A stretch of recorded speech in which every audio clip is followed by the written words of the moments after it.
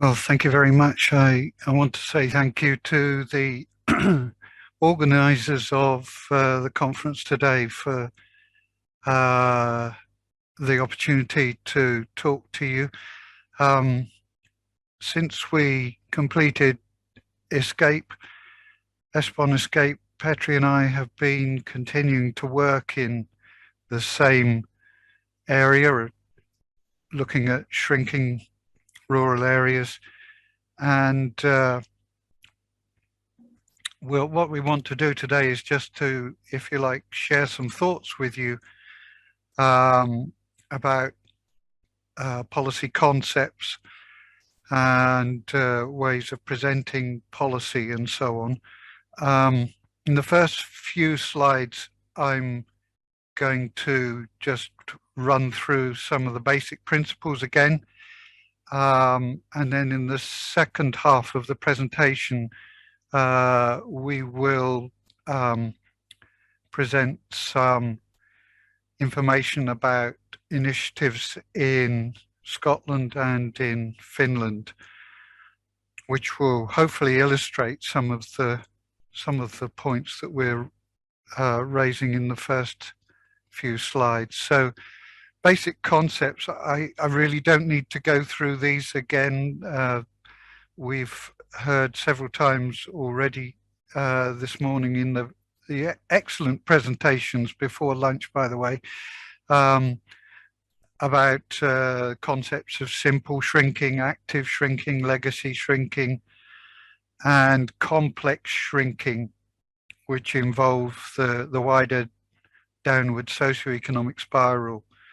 But I wanted to just mention this concept of equifinality, which I think is an important point to keep in mind, that although the final outcome in terms of population decline of the processes are similar in all shrinking areas, the narrative varies considerably from place to place. And this is an example of the concept of equifinality.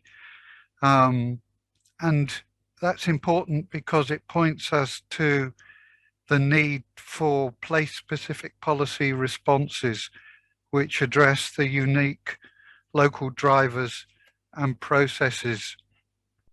And these four drivers, generic types of drivers, have been discussed very ably this morning by Cathy, amongst others. And then thinking about the broader context and global processes, which are studied more by demographic specialists than they are by people like us. And they don't tend to be acknowledged quite so much in the regional policy discourse. It's often noted that most parts of rural Europe have sub-replacement total fertility rates, and that therefore substantial net migration is required to sustain population levels.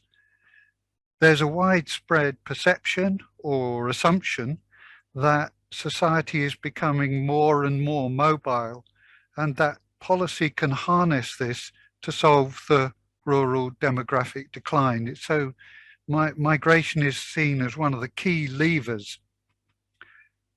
But there's a problem with this. More than a decade ago, Thomas Cook in the US argued that the level of mobility across society as a whole was slowly declining. Or when I say mobility, I'm specifically talking about migration there, slowly declining. And he coined this term secular rootedness. And in the years which followed, various studies have been carried out in different European countries, and there does seem to be some evidence of this decline in migration. So while we've been preoccupied with increasing international migration and asylum seeking, intra-European mobility may well have been declining. And to me, this has very obvious and serious implications for attempts to address rural shrinking. And then turning to goals, we need to ask ourselves what the ultimate goal of policy to address shrinking is. The Spanish economic historian Vincent Penilla has argued that we need to be more realistic, not defining fascinating goals which are impossible to achieve, as if we were able to change structural and global trends. And it's perhaps an awareness of this that has prompted the EU's long-term vision to describe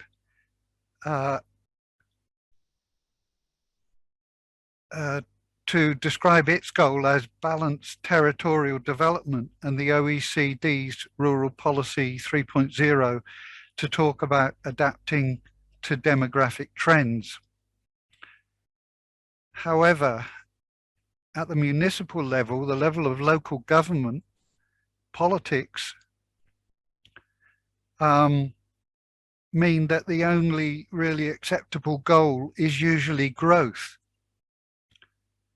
I'm not going to go further into that, but there's a very good research on this. I think Josephine Sisner's one of the audience today, and she's written very well on this idea that at the municipal level, the only possible politically acceptable goal is growth. And Penilla and Sayers go on to say the relevant question is not how many people live there. In a digital and global world, thresholds are changing every day. The question is whether people are able to live in remote areas because they want to live there. A better life in remote rural areas is the objective. How many is the consequence?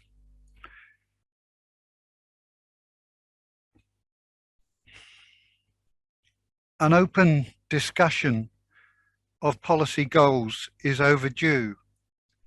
Should we be talking about growth, or is it well-being for a smaller number of inhabitants, or, as we heard this morning, intriguingly, qualitative growth? I'd really like to hear more about that.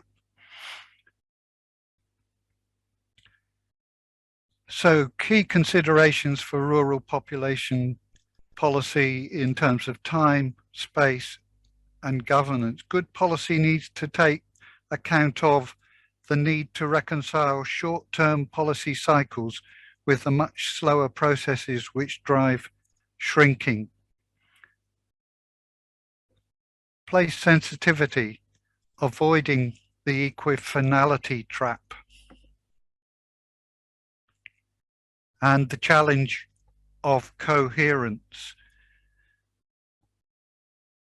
I'm going to speak a little bit more about that last challenge now. There are basically two kinds of policy to address shrinking. We've heard about this morning again. Mitigation, seeking to slow the population decline, and adaptation, which supports the inhabitants in living with decline. And there's some examples of different kinds of mitigation and adaptation there.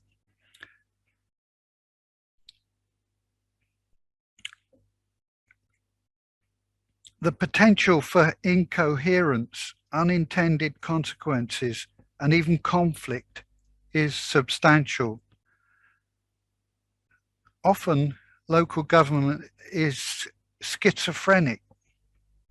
it declares an overall goal of growth, but manages service delivery in a way which adapts to decline to the degree that it seems to reinforce the trend.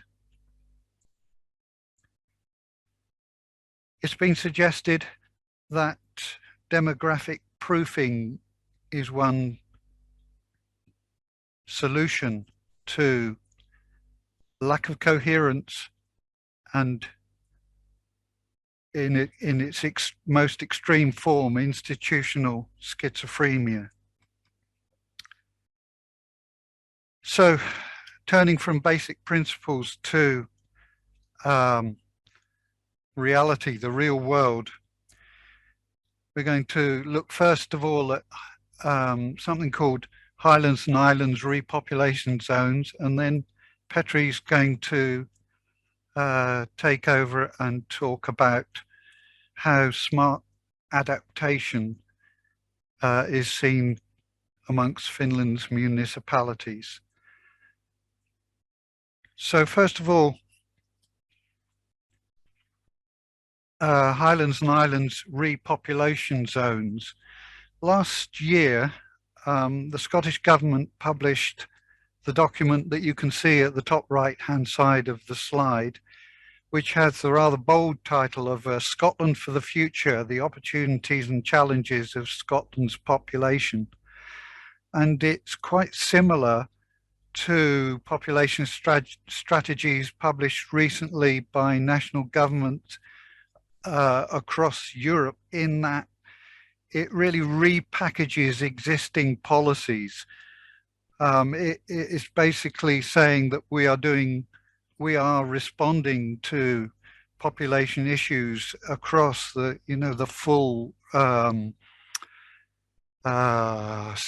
full range of Scottish policies.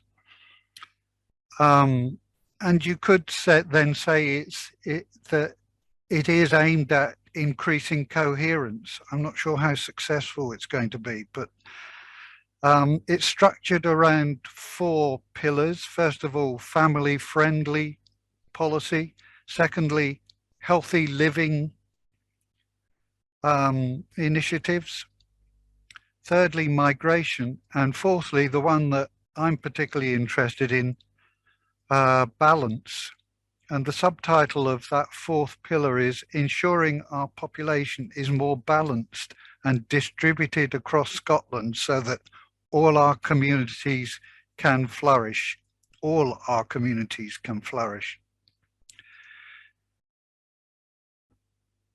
The local governments of the Highlands and Islands, the councils, had an input to the strategy.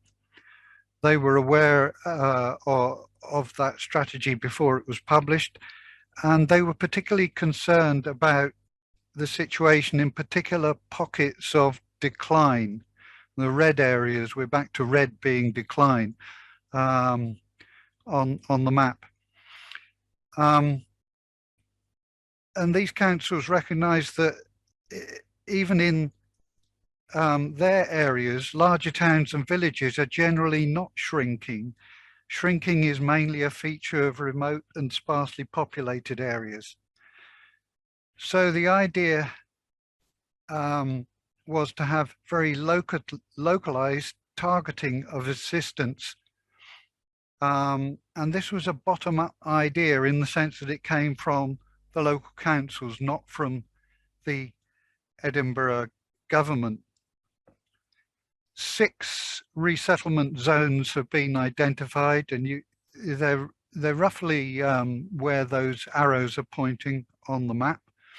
And each of these will have a full-time resettlement officer embedded in the local community, whose job it will be to assist, mainly to assist in migrants who are settling in the area.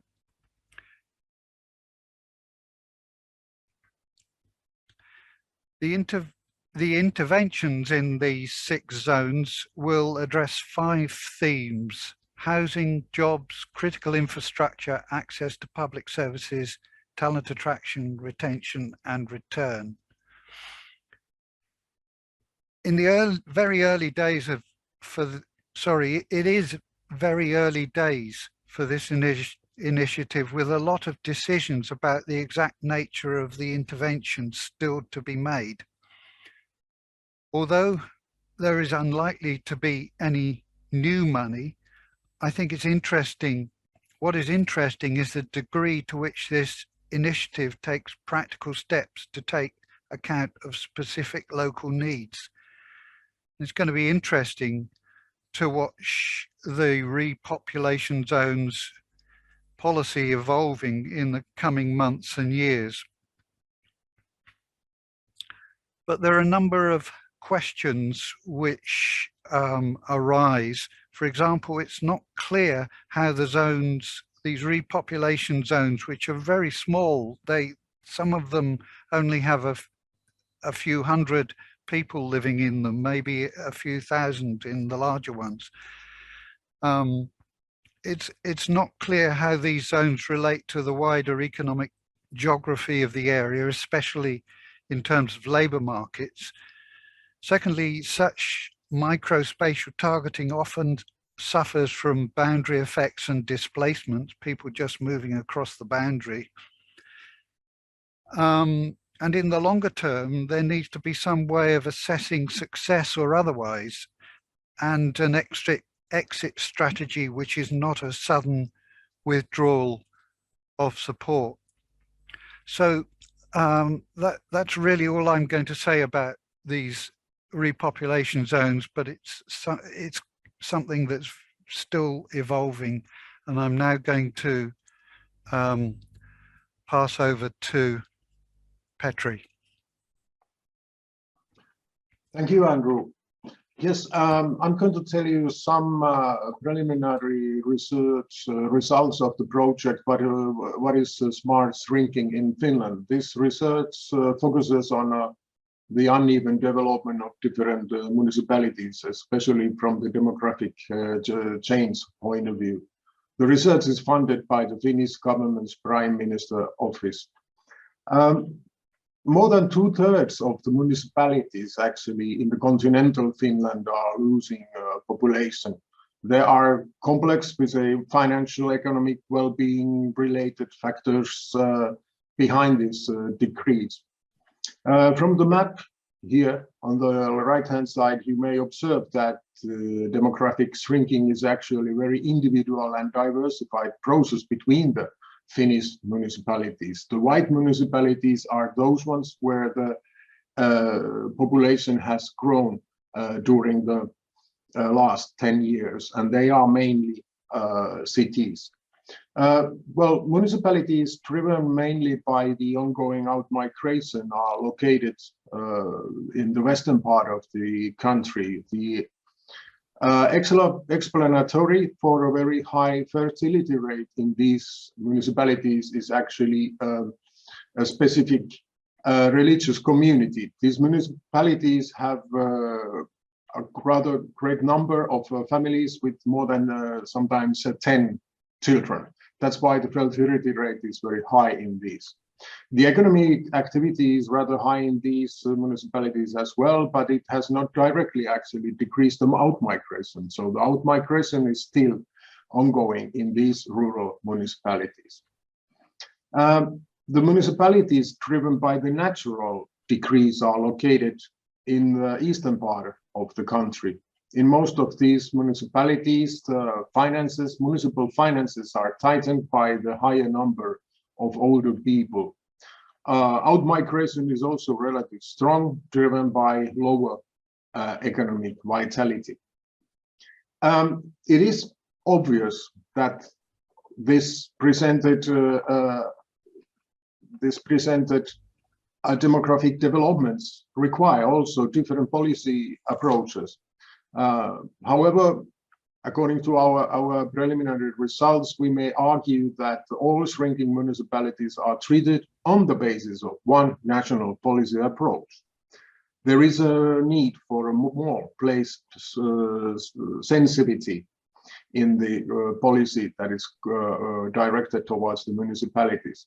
We need to also notice that the wheel of administration, we may say that it is slowly turning towards a smart adaptation and place-sensitive approach in demographic policies. And this slow turn is actually supported, we might say, through the fact that the place-based policy is highly valued in Finland in the normal rural policies. Next slide, please. The smart adaptation, if we talk about the demographic shrinkage, it's characterized, as we have already heard, by highly manifold processes in different spatial scales. There is no reason to repeat that anymore. But in the ALY project, that is actually smart in Finnish, ALY. So in this smart project, we divided that to a conventional approaches. That was a sort of a very starting point, still ongoing in several municipalities, and the smarter approaches that are required more.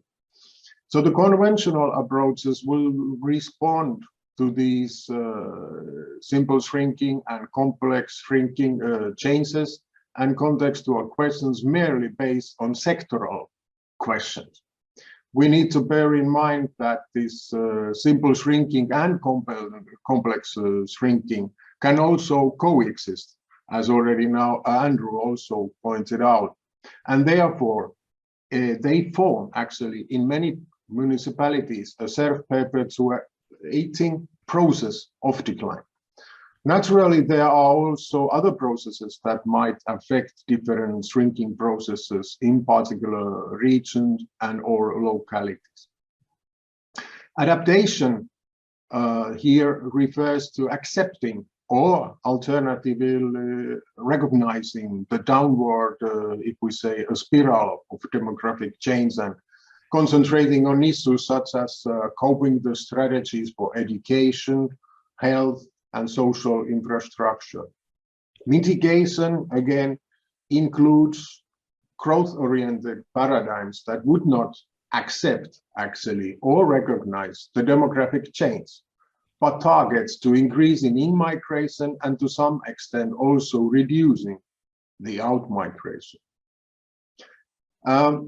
Therefore, the smarter approaches to demographic shrinkage, again, they are emphasizing the fact that the demographic shrinkage is a complex and a mixed problem that cannot be dealt with the separate policies concentrating only on adaptation or alternatively on mitigation measures.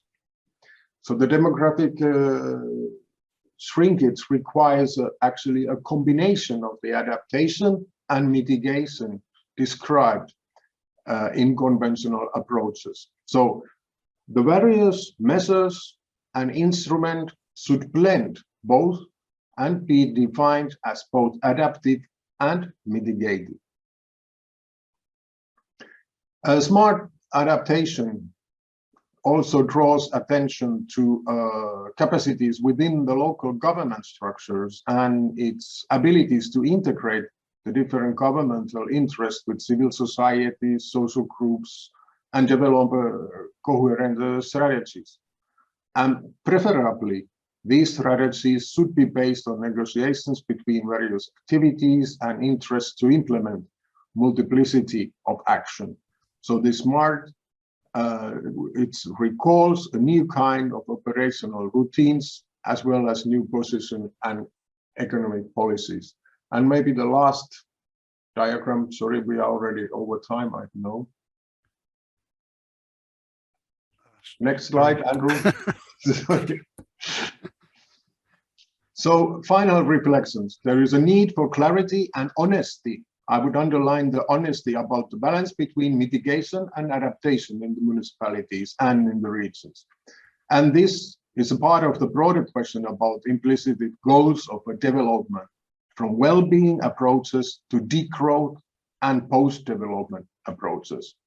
Thirdly, policy or policies should evolve to reflect the increasing interest in these alternative goals. So it's not only well-being, but it's not only growth.